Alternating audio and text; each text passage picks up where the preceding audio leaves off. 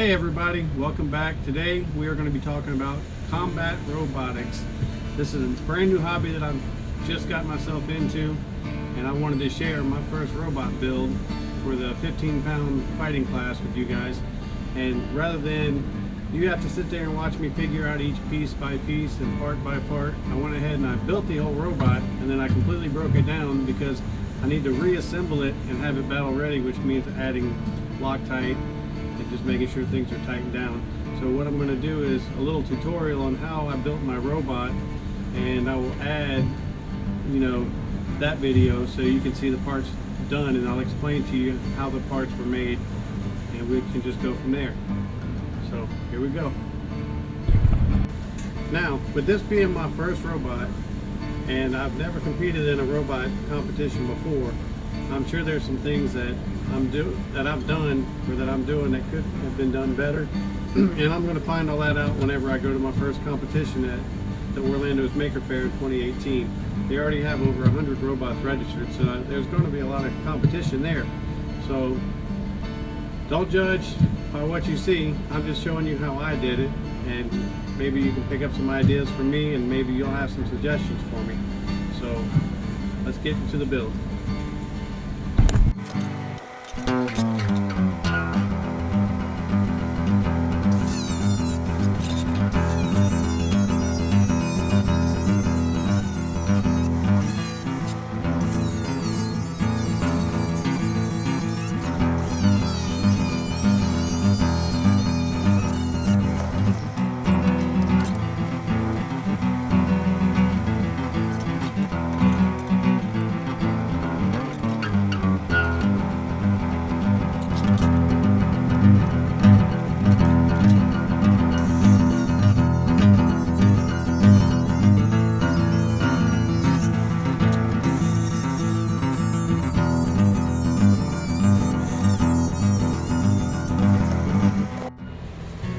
Okay, the first part of my build that I'm going to show you is the weapon bar.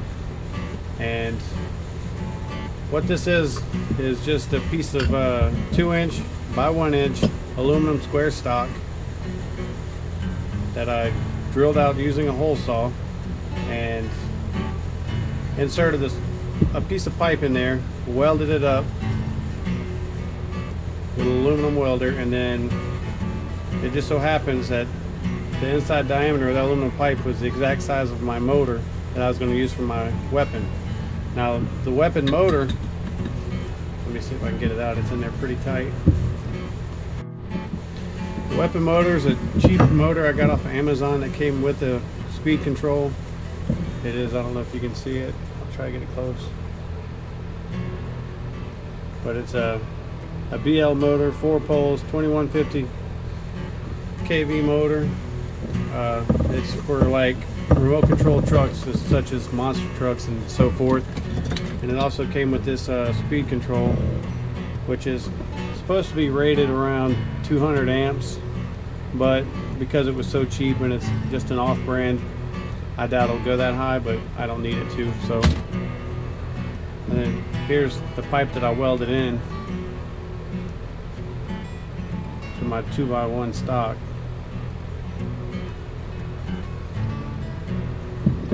And then right here I just drilled out some 1/2-inch holes, and I pressed in some bushings, and you'll see what the bushings are for later, but I have them on either end.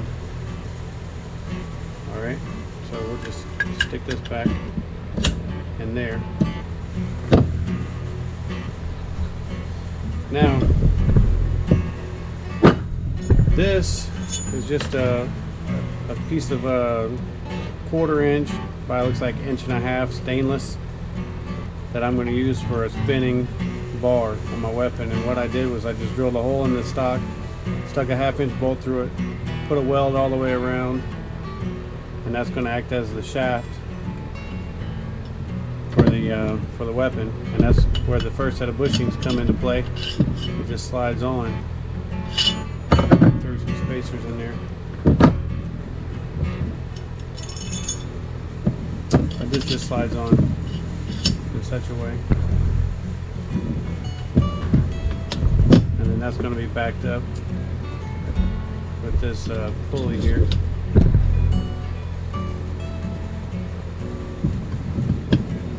And then I'll connect this, which I have a beefier belt.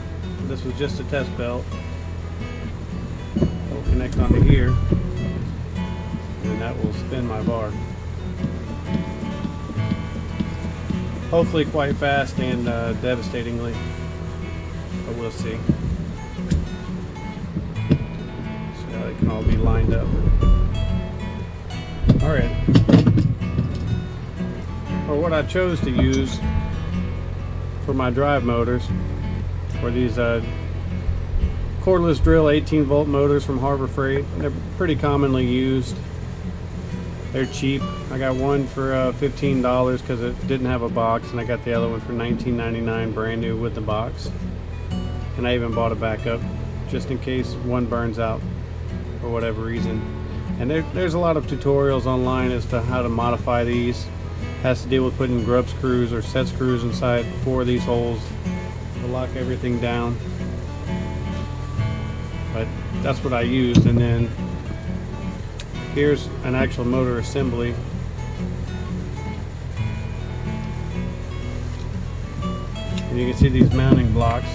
I downloaded this file from Thingiverse,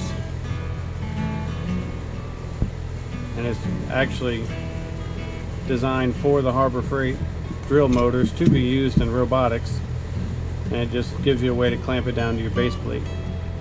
Now this one just slides over the motor. This one has a groove in it for the for this little groove right here on the motor to slide into, and then you just bolt it up with the 2 screws on the front. And that gives you a good, solid, stable platform to mount your wheels to. And now we can talk about wheels. For my wheels, this is a HDPE or high dense polyethylene. It's a very durable, flexible plastic. I just used a 4-inch hole saw and cut these out. Let me pull this out real quick.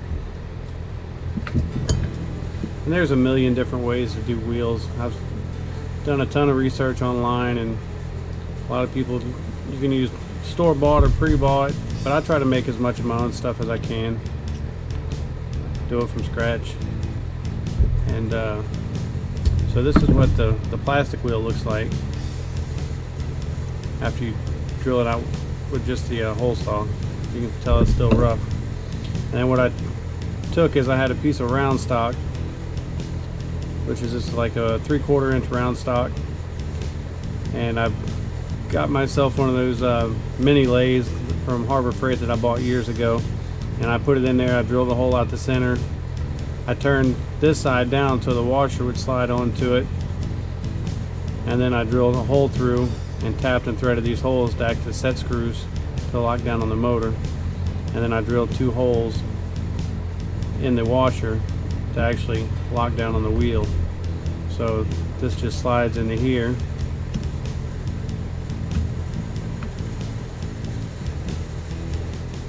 And then you can just bolt your slide your bolts through.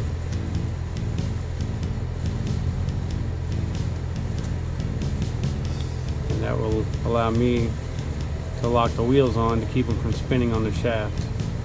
Just basically a home-built hub is all it is. So that's what I'm using for my motors. And the thing with the plastic is real slippery, doesn't get a lot of grip. So what I ended up finding was this used to be part of a 3-inch sewer coupling. I'm going to see if I can find the middle piece so you can see what I'm talking about.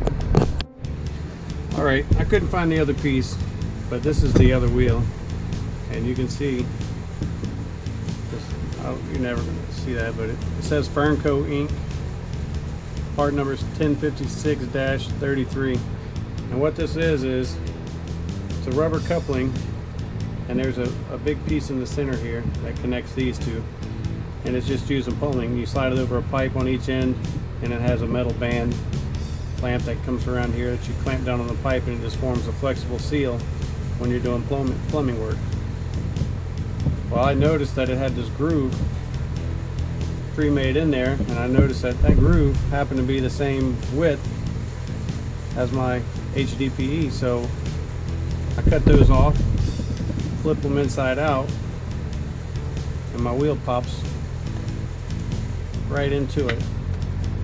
And if you're wondering the actual diameter of this wheel, it's a 4-inch hole saw, but the coupling is actually a 3-inch rubber coupling, so it has kind of a tight fit, but I am going to have to run a bead of super glue in here just to hold it down so it doesn't slip off or pop off while I'm getting thrown around and beat up. So that's how I made my wheels.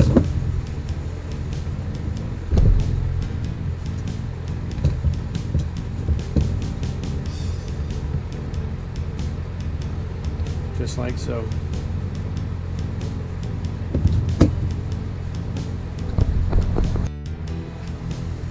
Alright, so now we need a body to mount all this to, and this right here is what I came up with. And what this is for the actual bottom plate itself, it's just an old sign, piece of aluminum that I cut out. And then the actual side armor itself is this same 2x1 stock like this that I just split down the middle on both sides and just radius fit around the corners. Now, to attach these two pieces of aluminum, I can weld aluminum, but my machine gets really hot for small aluminum like this, and I'm not that great at it, so I didn't want to risk burning it up. So I just went the pop rivet way. Installed these pop rivets to hold the bottom plate on, and in the corners I added some little angle braces since I didn't have a lip down here to attach these two on to make that radius turn right there. I had to cut this lip out to actually get the bend, so I just took little pieces of sign and bent it 90 degrees and put a rivet here just to hold the corners down. And then this is actually my top plate, which is made out of the same sign material. And the way this is going to work is I rolled up these two edges down here on the front. And the way this armor top goes on is it's going to actually slide underneath this piece like so, and then this will bolt down. And then what these are, this is actually an active wedge and connected by a hinge, so when the robot, let me turn this down, so when the robot's on the ground, as I'm going over bumps and stuff, this thing will have the ability to pop up or move, and it keeps it right on the ground to give me the best chance of getting under the opponent's robot. And that's just attached with a simple door hinge. And of course there's one on each side. So that's it for the body. Just real simple, cut out with basic tools, all done in my garage. And for attaching the top, if you can notice, got these little holes drilled in. I actually drilled and tapped all these holes, so when the top plate sits on, I'll just run little bolts through here and just screw the top on. And now we're going to get into actually doing the assembly itself, and you can kind of see how these parts go together.